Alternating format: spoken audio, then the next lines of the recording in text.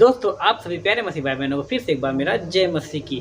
दोस्तों मैं रोज की तरह आप लोग बीच में एक फिर बहुत ही बड़ी टेस्ट मनी लेकर आ गया हूं। दोस्तों जैसा कि आप लोग दोस्तों देख पा रहे हैं, इस चैनल पे मैं बहुत सी गवाहियां लाया हूं जो कि प्रभु का जो अद्भुत काम है, जो लोगों के जीवन में काम करते हैं, मैं बहुत से इस चैनल पे उनकी गवाहियाँ लेकर आया हूँ। दोस्तों उसी तरह आज मैं आप लोग बीच में फिर एक गवाही लेकर आया हूँ। दोस्तों यह गवाही एक सिस्टर की है और उनके जीवन में बहुत ज़्यादा समस्या थी, बहुत ज़्यादा वो जीवन से परेशान थे दोस्तों, क्योंकि उनके घर पे दुष्ट आत्माओं जो होते हैं, दुष्ट आत्माएं होती बहुत अटैक करती थी दोस्तों, उनके घर को तितर बितर करके रखती थी।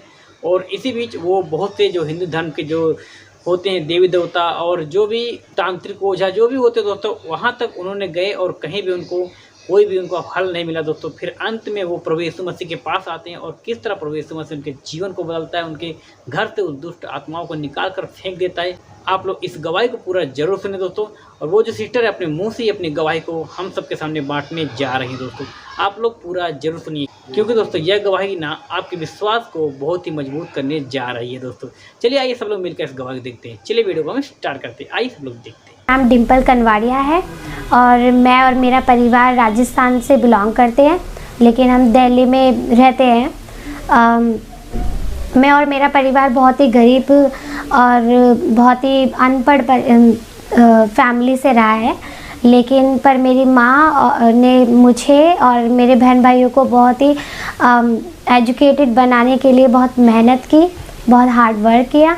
लेकिन मैं और मेरा परिवार हम लोग मूर्ति पूजा पर बहुत ही विश्वास करने वाले लोग रहे हैं और हम लोग पूरी अपनी गली में एक एग्ज़ाम्पल रहे हैं कि हम एक बहुत ही ज़्यादा मूर्ति पूजा करने वाले रहे हैं। 5 साल पहले मेरी बहन को एक शैतानी अटैक हो गया था, जिसके कारण वो हाथ पैर उसके रात में मुड़ गए थे, वो देख नहीं पा रही थी और उसकी आंखें वगैरह मुड़ गई थी, शरीर ठंडा पड़ गया था।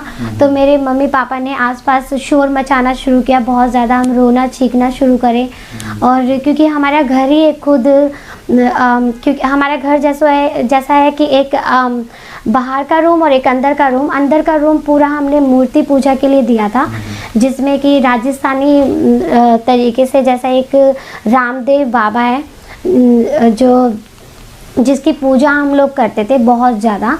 और पर हम लोगों ने उसका सब पानी और उसके तरफ जो राख थी वो खिलाना शुरू किए, लेकिन पर उसे कुछ भी इफ़ेक्ट नहीं पड़ा था। सारे पड़ोसी आए, उसके हाथ पैर बढ़ने लगे और कुछ 2-4 मिनट में उसे होश आ गया और उसे पता ही नहीं कि हुआ भी क्या था उसके साथ में।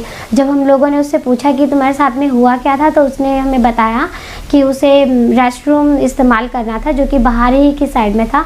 और जब वो वहाँ बाहर गई तो उसे कुछ 4-5 लोगों की आवाज़ें सुनाई दी। जब उसने देखने की कोशिश की तो उसे कुछ नहीं दिखा और अंदर आने के बाद में उसे भी नहीं पता और उसे अपने आप ही अटैक पड़ गया था। उसके बाद में ये सिलसिला हमारा शुरू हुआ था 3 जनवरी से।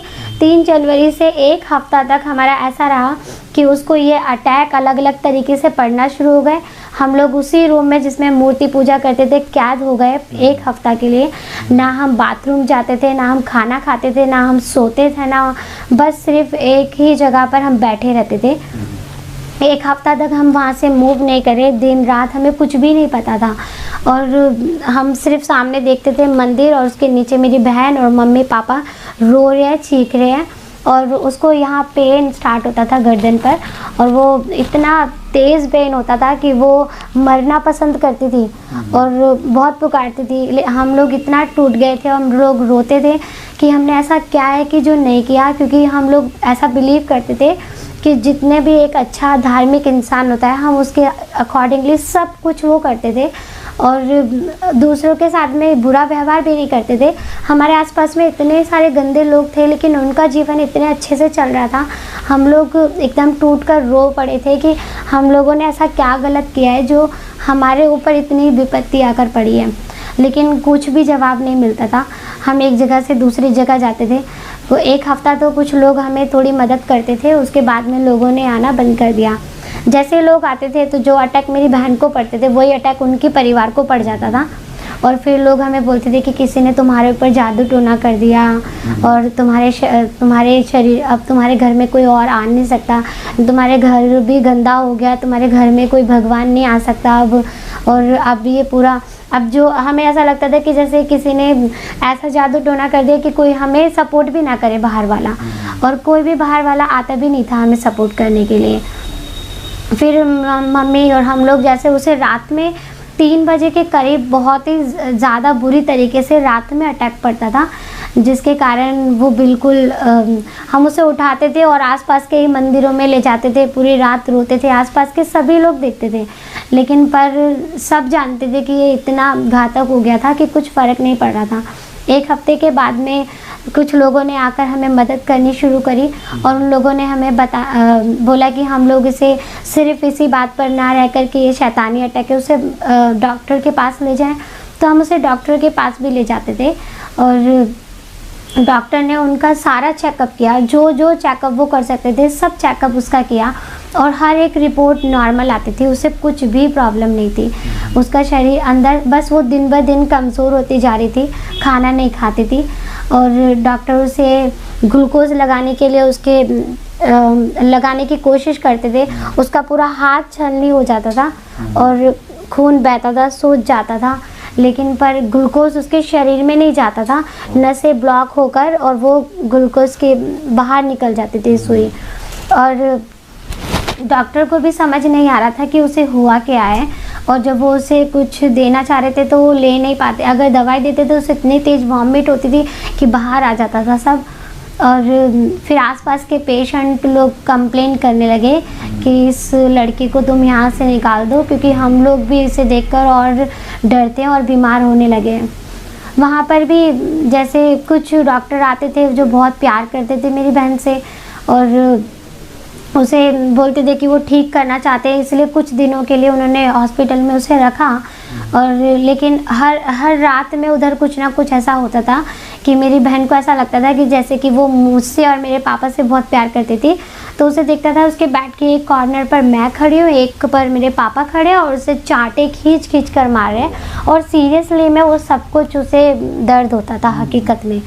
और मम्मी बहुत बार मम्मी को भी फील होता था कि जैसे ही उस रूम में मम्मी और मेरी बहन 2 अकेले लोग होते थे उस वार्ड में, और वहाँ पर ऐसा क्योंकि उसे अलग रखा जाता था और पेशेंट से भी थोड़ा, तो वहाँ पर ऐसा लगता था जैसे कि कोई उन्हें परेशान कर रहा है। और मम्मी ने इतना भी देखा कि उन्हें लगता था कि कोई बेड हिल जाना या बहुत सी ऐसी एक्टिविटी होती थी जिसके कारण वो डर जाते थे। और बहुत से लोग आने लगे उन्हें मदद करने के लिए, बहुत अलग अलग लोग, हमें अलग अलग तांत्रिक, अलग अलग बाबा, अलग अलग मानने वाले फ़कीर, ये सब लोग आते थे उसे करने के लिए। हर एक आता था, एक अपना डोरा दे जाता था, हम उसे पहन लेते थे, सभी पहनते थे। और कुछ लोग कहते थे कि घर में अपने गाय का जो है गाय का मल मूत्र लेकर वो जो है घर में छिड़क दो, उससे ठीक हो जाएगा, वो भी मैं करती थी। और कुछ लोग कहते हैं कि सुअर की पॉटी लेकर उसे खिला दो थोड़ा, और तो घर में रख लो उसे, हम वो भी करते थे। और जैसे कि हमारे यहाँ पर एक लोबान होता है, और उसे जलाने के लिए कहता था, उसके पूरे धुआं से हमारा गला एकदम, हमें सांस नहीं आता था, पर उससे पूरा घर हमें भरना पड़ता था, और हम भरते थे उससे क्योंकि हम अपनी जान बचाना चाहते थे। हम दिन रात पूजा करते थे, पूरा महीना हमने व्रत करना शुरू कर दिया, लेकिन ये सिलसिला रुक रहा ही नहीं था। और उसके बाद में हॉस्पिटल से उन लोगों ने उसे निकाल दिया, कहीं और अलग हॉस्पिटल में गए, अलग अलग हॉस्पिटल वालों ने, कहीं पर भी उसका ट्रीटमेंट नहीं हो पाया। फिर हॉस्पिटल वाले डॉक्टर कहते थे कि हमें नहीं लगता कि इसको कुछ डॉक्टरी प्रॉब्लम है, इसे आप अपने किसी देवी देवता के पास लेके जाओ, शायद वो इसे कुछ ठीक कर सकेंगे। इसीलिए मम्मी पापा उसे राजस्थान भी लेकर गए, और जब मम्मी पापा उसे राजस्थान लेकर गए तो ऐसा हुआ कि मम्मी पापा को ऐसा एकदम चक्कर सा आने लगा वहाँ पर कि उन्हें वो खुद पर कंट्रोल नहीं कर पा रहे थे, अपनी बॉडी पर भी। पापा टॉयलेट में थे और टॉयलेट में वहीं गिर गए, पापा बाहर नहीं आ सकते थे, मम्मी कहीं और गिर गई, और वो दोनों मेरी बहन को सेव करने के लिए नहीं आ पा रहे थे। और मेरी बहन उसी वक्त ईवल अटैक से परेशान थी, वो रो रही थी और कुछ हेल्प नहीं हो पा रही थी। वहाँ से भी फिर वो लोग निकल कर पंजाब गए। पंजाब में अमृतसर गुरुद्वारा गए, वो वहाँ पर भी उसे ठीक कराने की कोशिश करी, पर कुछ फ़र्क नहीं पड़ा। लोग ट्रीटमेंट के नाम पर उसके साथ में कुछ गलत हरकतें भी करते थे और उसे एक अलग बाबा के पास लेके गए पंजाब में। उसने उसे मीठा खिलाया और उसको हंटर से मारना उसने शुरू किया मेरी बहन को। वो 17 साल की थी, वो बहुत रोती थी। वो बोलती थी कि प्रभु अगर यही ज़िंदगी है तो इससे बढ़िया तो मौत होगी, फिर तो इससे बढ़िया तो आप मुझे जीवन ही मत दो। और वो बहुत गले लगकर रोती थी हमारे कि वो जीना चाहती है एक बार। वो मुझ पर बिलीव करती थी। उसे लगता था कि मैं प्रार्थना करूँगी तो मैं अगर उस खुदा से मांगूंगी तो वो मेरी प्रार्थनाएं सुनेगा। वो बहुत मुझसे मांगती थी कि मैं व्रत करूँ उसके लिए और कुछ खाऊं पीऊँ नहीं और मांगूँ उसके लिए। तो वहाँ से भी पंजाब से लाने के बाद दोबारा उसे हॉस्पिटल में इमरजेंसी केस में लेके गए, क्योंकि उसे फिर से वही सब अटैक पड़ना और दर्द होना बहुत ज़्यादा शुरू हो गया था। और वहाँ ले जाने के बाद में वो मुझे कॉल करती थी, बोलती थी कि आज डॉक्टर ने मुझे 200 इंजेक्शन लगा दिए हैं, आज 90 इंजेक्शन लगा दिए हैं, बहुत दर्द हो रहा है, मेरे लिए प्रेयर कर। और मैं उसके लिए प्रेयर करती थी। और फिर उस दिन जिस दिन उसने मुझे इस तरीके से कॉल करी, वो एक ऐसा दिन था कि मैं उठकर और अपने मंदिर के आगे भी नहीं गई, मैं खुद बैठी हुई अपने आप से प्रार्थना कर रही थी। और मैं बोल रही थी कि जो भी ये कुछ हो रहा है हमारे जीवन में और जो भी करने वाला है, एक दिन एक खुदा है जो हमारे लिए खड़ा होगा और वो उन लोगों को खून के आंसू रुलाएगा और मेरी बहन ज़रूर ठीक होगा, वो ज़रूर आएगा। इस तरीके से मैं बोल रही थी। और उसी दिन में मैंने ऐसा देखा कि एक लड़का आता है हमारे घर पे। उसे मैंने कभी भी हमारी गली में मांगते नहीं देखा। वो 15-16 साल का लड़का था जिसने सफ़ेद रंग में कपड़े पहन रखे थे। और वो आके कहता था कि मैं जात से ईसाई हूँ लेकिन मानता ईसाई को हूँ। और उसने कहा कि इस पूरे घर पर एक बहुत बड़ा संकट आ रहा है और जो है ये जो संकट आना था वो तुम्हारे भाई पर था, लेकिन पर वो तुम्हारी बहन, वो तुम्हारे किसी और फैमिली के मेंबर पर आ गया है और इस संकट को तो कोई नहीं टाल सकता। उसने जैसा, मैं रोने लगी, मैं बहुत रोने लगी और मैंने बोला भाई ऐसा मत कहो। तो उन्होंने बोला कि क्या तुम्हें अपने भगवान पे भरोसा नहीं है? तो मैं क्योंकि बहुत ज़्यादा टूट चुके होते उस वक्त, तो मैंने बोला नहीं, मुझे मेरे भगवान पे अब कोई भरोसा नहीं है। अगर मैं उनसे मेरे परिवार का जीवन मांगती हूँ, अगर वो भी नहीं दे सकते तो वो मेरे भगवान भी नहीं है। तो उन्होंने बोला कि हिम्मत मत हारो, यहाँ पर एक ऐसा सच्चा खुदा है जो एक दिन आएगा और तुम्हें छुड़ाएगा, लेकिन इस संकट को मेरी बहन कोई नहीं बदल सकता और ये जो होना है वो होकर रहेगा। लेकिन फिर इसके बाद भी तुम रोगे नहीं, तुम हंसोगे और मैं एक दिन आकर तुम्हें देखूंगा और तुम सारे लोग हंस रहे होंगे क्योंकि तुम्हें एक बचाने वाला है जो तुमसे बहुत प्यार करता है। ऐसा बोलकर वो चला गया और फिर वो कभी नहीं आया। और उसके बाद मेरी बहन को हॉस्पिटल से जब घर लेकर आए तो उसका कुछ भी ठीक नहीं हो रही थी। वो डे बाय डे ऐसा ही होता जा रहा था। हम लोगों का नहाना धोना बंद हो गया था। हम लोग सोते ही नहीं थे रात में, कभी नहीं सोते ही नहीं थे रात में, सोना ही बंद कर दिया। और हम लोग नहाना धोना भी हमें बोला गया कि तुम मीठा मत खाना, तुम कुछ भी खुशबू वाली चीज़ें मत लगाना और तुम जितना गंदा बन के रहोगे शैतान तुमसे उतना ही दूर रहेगा। और वो अटैक जो मेरी बहन पर होता था वो रात भर सभी के ऊपर ऐसा अटैक होता था, सभी के ऊपर। मुझे भी फील होता था अपने यहाँ। और रात भर हम सो नहीं पाते थे और हर रोज़ कुछ ना कुछ एक अलग ड्रामा होता था। तो जैसे मेरी बहन वहाँ से लाए घर पर तो फिर उसका कुछ और ट्रीटमेंट करना शुरू करा। तो जैसे उसे हनुमान चालीसा देते थे पढ़ने के लिए और बोले कि हनुमान बालाजी महाराज की है तो वो ठीक हो जाएगी। तो वो जैसे पढ़ने लगती थी तो मेरी बहन अंधी होकर गिर जाती थी, उसे कुछ ही नहीं दिखा देता था। और फिर उसके सामने बोलने लगते थे कि हम तेरे सामने बोल रहे हैं तो वो बहरी हो जाती थी। और बहुत बारी उस जो है वो इस तरीके से वो बैठी बैठी एकदम ही गिर जाती थी। और ये सब उसके साथ में चलता ही जा रहा था। फिर हमारे आसपास के कुछ लोगों ने लेकर आने लगे उसे ठीक करने के लिए, और रात भर वो जो है फिर वो उसने कभी भी मेरे पापा हमारे घर में कोई भी मतलब सिगरेट स्मोक कुछ भी नहीं करता ना उसने देखा, और वो पूरा बंडल लेकर वो पी जाती थी, 10-15 मिनट में वो ख़त्म कर देती थी। और उस वक्त वो चेंज हो जाती थी, उसका बोलने का तरीका चेंज हो जाता था, उसकी आंखें चेंज हो जाती थी, सुबह तक उसे कुछ याद भी नहीं रहता था। और ये सब चलता जा रहा था, और ये सब चलता ही जा रहा था।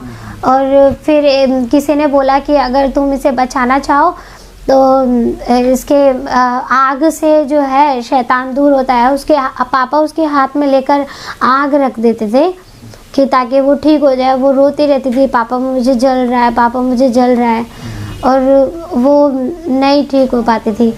फिर उसका दांत वगैरह ऐसे टूट कर गिरने लगे, उसमें कुछ ब्लड नहीं था फिर।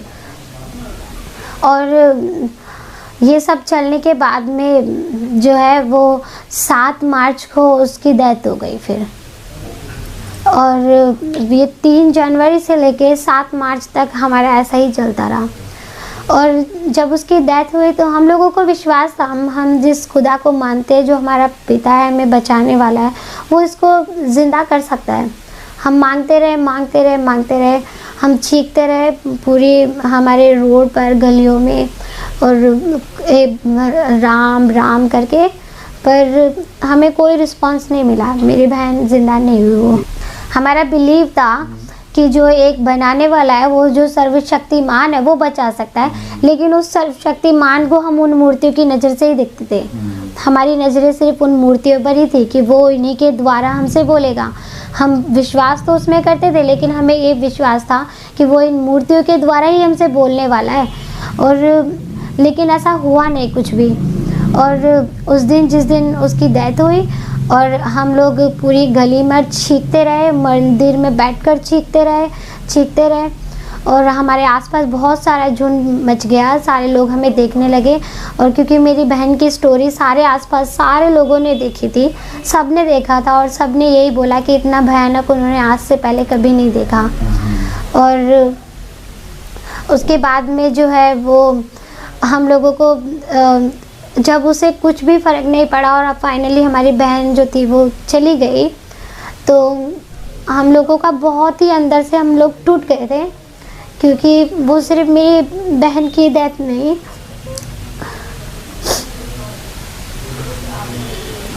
वो हमारा विश्वास टूट गया था।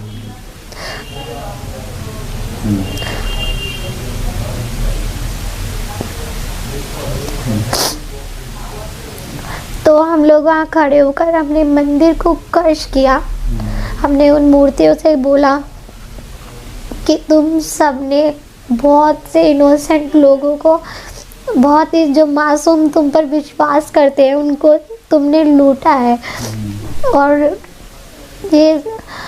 ये दुख जो तुमने दिया है, हमें पूरा विश्वास है यहाँ पर एक और कुछ ना कुछ तुमसे भी ऊपर है, जो उस दिन तो आएगा तो तुम हर एक फूट जाओगे और ख़त्म हो जाओगे। हमारा विश्वास है वो आएगा। और ऐसा बोलकर हम लोग आ गए घर पे, लेकिन मेरी बहन ठीक नहीं हुई। उसके बाद में भी लोग थोड़ा उस दिन 1-2 दिन तक तो रहे, 3 दिन रहने के बाद चले गए। वो अटैक हमारे बंद नहीं हुए, वो अटैक फिर होने लग गए सभी अलग लोगों को। ऐसा लग रहा था कि हम लोग आसपास किसी से पूछते थे कि कोई बाबा कुछ करने वाले, कोई माता वगैरह, तो वो लोग बोलते थे कि ये तो बहुत ही बुरा तुम्हारे पीछे लग गया है, कोई इसे ठीक नहीं कर सकता। जो आते थे सब अपना हाथ खड़ा करके चले जाते थे, कोई ठीक करने के लिए नहीं बोलता था। मस्जिद भी लेके गए थे, मस्जिद वालों ने भी मना कर दिया, करा था अपनी तरफ से, और बोला भरोसा रखो, कोई कुछ नहीं कर पाया। और कोई अब मदद के लिए भी सब लोगों ने हाथ खड़े कर दिए थे, कोई कुछ नहीं कर सकता था। तो लोगों ने ऐसे बोला कि बस ऐसा लगता है जैसे तो ये पूरा परिवार ही एक एक करके ख़त्म हो जाएगा इसी तरीके से। हमारे लिए मौत से ज़्यादा तो वो दर्द था जिस तड़प से मार रहा था शैतान मेरी बहन को, और वो हमें भी कर रहा था। और ऐसा लग रहा था जैसे, तो एक रात मैंने सपना देखा था ये सब होने से पहले कि मैं और मेरा परिवार खून के आंसू रो रहे हैं, और वो वही हुआ था, हम लोग खून के आंसू रो रहे थे। उसके बाद में हम लोग जो है, जब मेरी बहन के मरने से कुछ हफ्ते पहले, 1 हफ्ता पहले, हम लोग एक लेडी से मिले थे मंदिर जाते समय रास्ते में। उस लेडीज ने बोला था कि अगर तुम प्रार्थनाओं में आते हो और ईसा पे विश्वास करते हो तो इस लड़की पे तुम्हें 1 रुपया भी नहीं लगाना और ना कुछ देना, वो तुम्हें ऐसे ही चंगाई दे देगा। लेकिन हमें विश्वास नहीं हुआ था कि प्रार्थनाओं से कैसे कुछ हो सकता है। हम इतना कुछ कर रहे हैं, हमारा उससे किसी से फ़र्क नहीं पड़ रहा, तो एक प्रार्थना कैसे इस सब कुछ को ठीक कर सकती है, हमारा विश्वास भी नहीं था। और हमें लगा कि ईसाई का भगवान है, हम अपने भगवान से मांगे वो भी कर सकता है। तो हम लोगों ने नहीं विश्वास किया, नहीं गए। उसके बाद में हम लोग वैसे ही सफ़र कर रहे थे, हम अलग अलग जगहों पे जाते थे हमारे इलाज के लिए भी। मेरी बहन के मरने के बाद हमने मूर्तियाँ तो सारी फेंक दी थी घर से, लेकिन फिर भी कुछ मूर्तियों को हमने बिठा लिया था जो जिससे लगता था कि हमें बचा सकते हैं। जैसे काली की बिठा ली, बजरंग बली बिठा लिए, ऐसा जो कि नामी है कि ऐसी समस्याओं में हमें छुटकारा दे सकते हैं। लेकिन कुछ नहीं होता था, वही सब रोज़ चलने लगा। अब वो मेरी बहन के साथ नहीं था तो कोई किसी दिन किसी एक के साथ, किसी दिन कोई एक के साथ, और रोज़ यही चलता रहा। 3 जनवरी से 7 मार्च मेरी बहन के मरने के बाद में हम लोग इसी सब में चलते रहे। और ये अप्रैल की लास्ट में हमारे गली, बहुत ही साल पुरानी एक पड़ोसी थे जो रहते थे, उनकी एक बेटी हमारे यहाँ से गुजरी। क्योंकि लोगों ने हमारे घर पे आना बिल्कुल बंद कर दिया था, लोग हमारे घर नहीं आते थे कोई भी। तो हमारी इच्छा हुई कि हम लोग उनसे मिले और बात करें। तो हम लोगों ने उन्हें बोला, हाय हेलो किया, और वो हमारे घर पर आकर बैठ गई।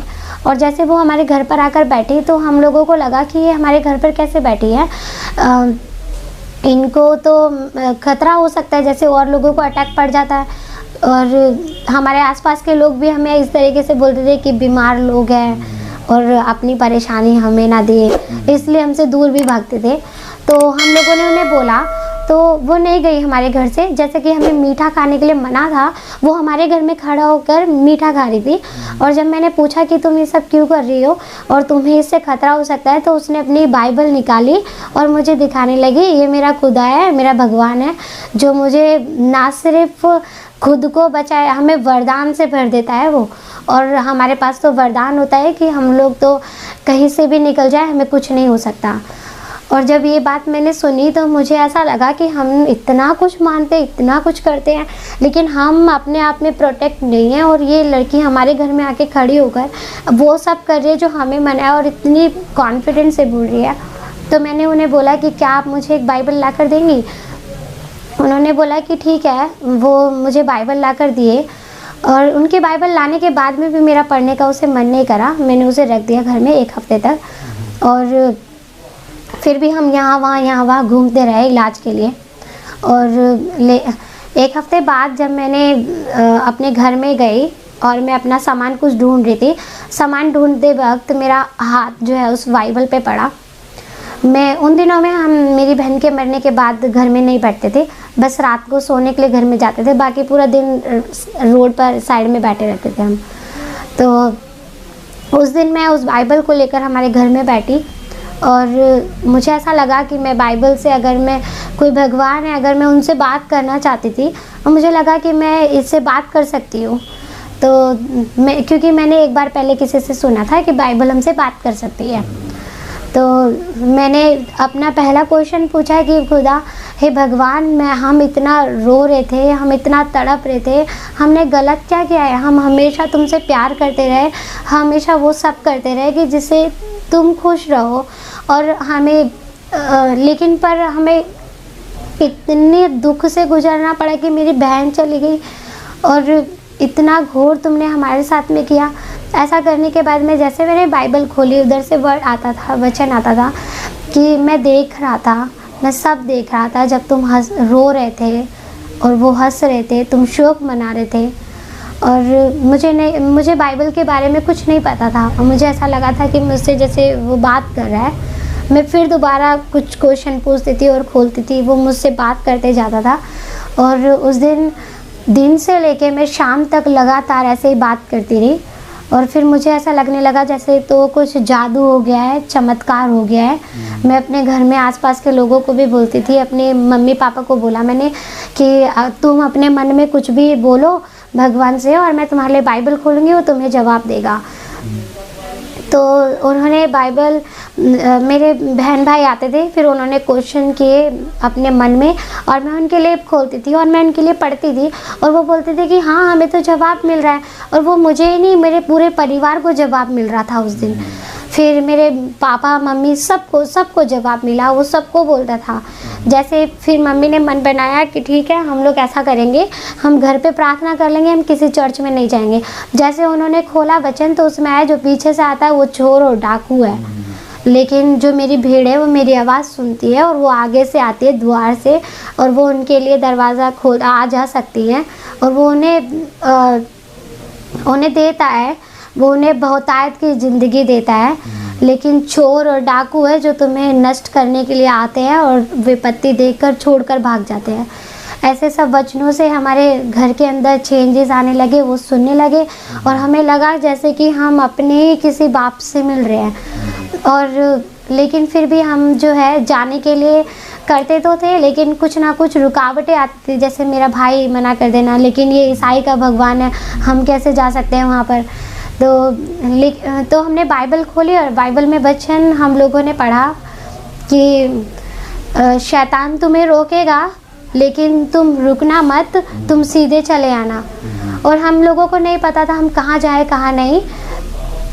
तो क्योंकि उस टाइम जब मेरी बहन के मरने से पहले एक लेडी जो हमसे मिली थी जिसका नाम कांता है, कांता भीमराव, जो सत्यशोधक समाज से जुड़ी थी, उन लोगों के मैं उन्हीं के पास में भागे हम लोग उनके पास में गए और हमने उन्हें बताया कि हम लोग बाइबल पढ़ रहे थे और वो हमें जवाब दे रहा था।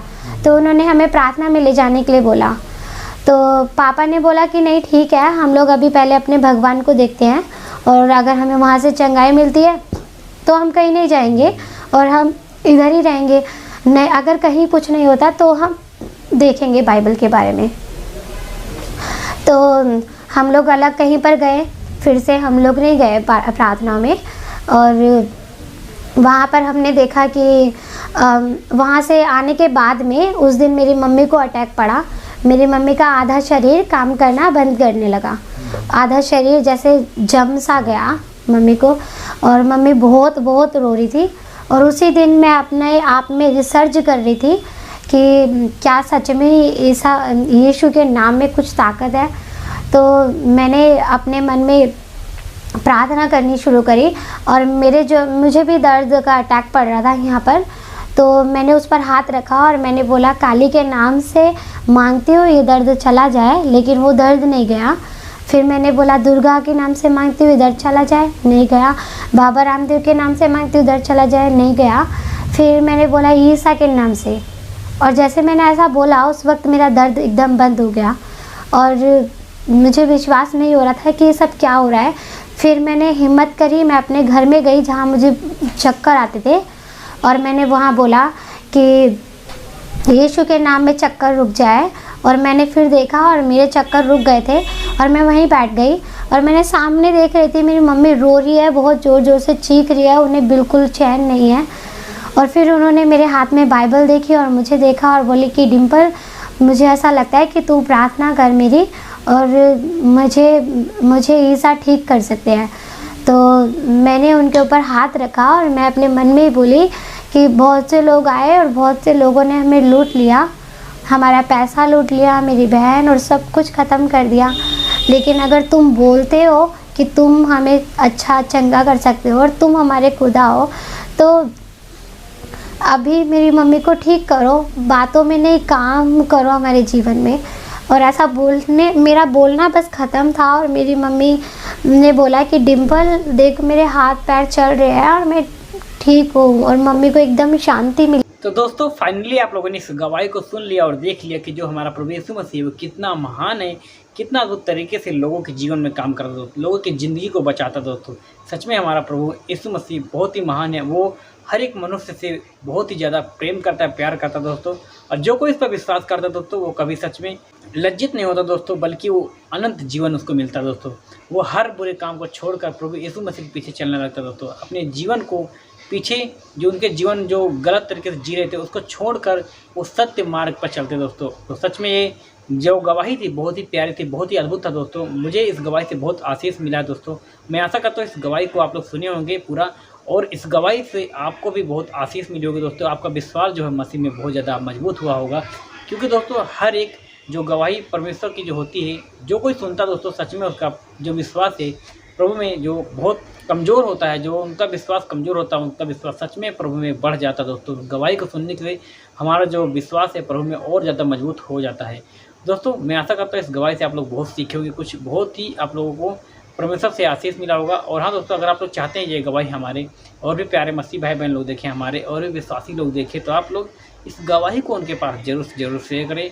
उनके व्हाट्सएप में, उनके मसीह ग्रुप में, आपके जहाँ मसीह के लोग हैं, जहाँ आपके पहचान है, जहाँ परमेश्वर के लोग हैं दोस्तों, उनके पास इस वीडियो को, इस गवाही को आप लोग जरूर पहुँचाएँ, ताकि वो भी इस गवाही को सुने और प्रभु यीशु मसीह से आशीष पा सके। इसलिए दोस्तों इस गवाही को आप लोग शेयर जरूर करेगा। और हाँ दोस्तों, इस चैनल पे आप लोग पहली बार आए हैं, इस चैनल की वीडियो को पहली बार देख रहे हैं और अभी तक इस चैनल वीडियो को लाइक नहीं किया तो लाइक कर दीजिए। और अगर इस चैनल पे आप लोग पहली बार आए हैं तो इस चैनल को सब्सक्राइब कर लीजिए, ताकि जब भी मैं कोई ऐसी गवाही, ऐसी अद्भुत वीडियो इस चैनल पर अपलोड करूं, सबसे पहले आप लोग तक पहुंचे और आप लोग देखकर मसीह में और ज़्यादा विश्वासी योग बन सके, आपका विश्वास प्रभु में और ज़्यादा मजबूत हो सके। इसलिए दोस्तों इस चैनल को आप लोग सब्सक्राइब जरूर करिएगा। और हाँ दोस्तों, ये वीडियो ख़त्म करने से पहले मेरे मन में एक परमेश्वर का गीत आ रहा है, परमेश्वर का एक मैं गीत सुनाना चाहता हूँ आप लोगों को। आप लोग इस गीत को जरूर सुनकर जाइएगा, क्योंकि दोस्तों ये गीत हमारे परमेश्वर को बहुत ही भाने वाला, हमारा जो प्रभु यीशु मसीह इस गीत से बहुत ज़्यादा प्रसन्न जरूर होंगे दोस्तों। चलिए मैं इस गीत को स्टार्ट करता हूँ, आप लोग भी सुनकर जरूर जाइएगा।